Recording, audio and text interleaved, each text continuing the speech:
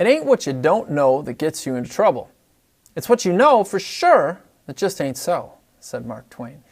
Saturday's debate between Donald Trump and Hillary Clinton utilized a format where American citizens were asking questions, along with the media moderators, regarding things like Islamophobia and the energy crisis.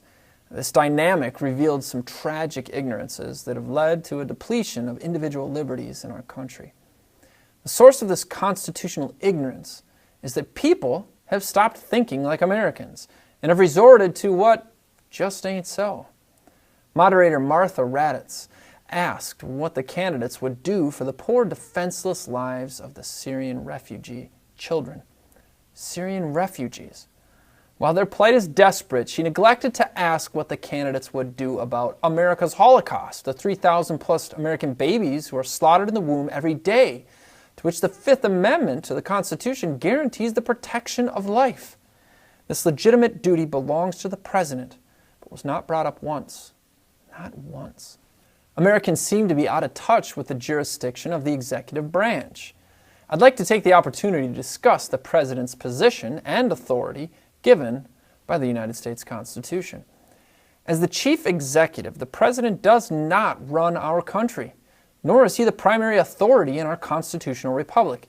The office of the president's few and defined powers are written clearly and succinctly in Article 2 of the United States Constitution. These powers include the duties to pardon offenses, make treaties with the concurrence of 2/3 of senators, give a State of the Union address, recommend but not introduce legislation to Congress, and convene emergency sessions of Congress. Now, for some of the remaining powers, I would like to use questions asked by the public to highlight the constitutional ignorance many individuals exhibited. According to the Constitution, the President will be the Commander-in-Chief when official war is declared by Congress. So why all the questions about what the President will do about Syria, Iraq, and Russia? Has Congress declared war on these countries? One citizen named Ken made the statement, "The Affordable Care Act, known as Obamacare, it's not affordable." He then asked, "What will you do to bring the cost down and make coverage better?"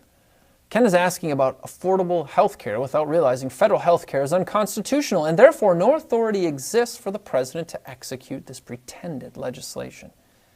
Citizen Spencer Moss queried, "What specific tax provisions will you change to ensure the wealthiest Americans pay their fair share in taxes?" Unfortunately, neither Spencer or either candidate were aware that Article 1, Section 9, Clause 4 provides no capitation or other direct tax shall be laid, unless in proportion to the census or the enumeration herein before directed to be taken. Now, Black's Law Dictionary, 5th edition, defines capitation tax as a tax or imposition on the person. Therefore, IRS agents are not federal officers, and there is no authority for the president to determine any tax codes or any authority for the unconstitutional individual federal income tax. It's obvious Americans themselves have been influenced more by progressive media talking points than the actual law. This coming January, one of these aspiring candidates will swear that sacred oath before God to preserve, protect, and defend the Constitution of the United States.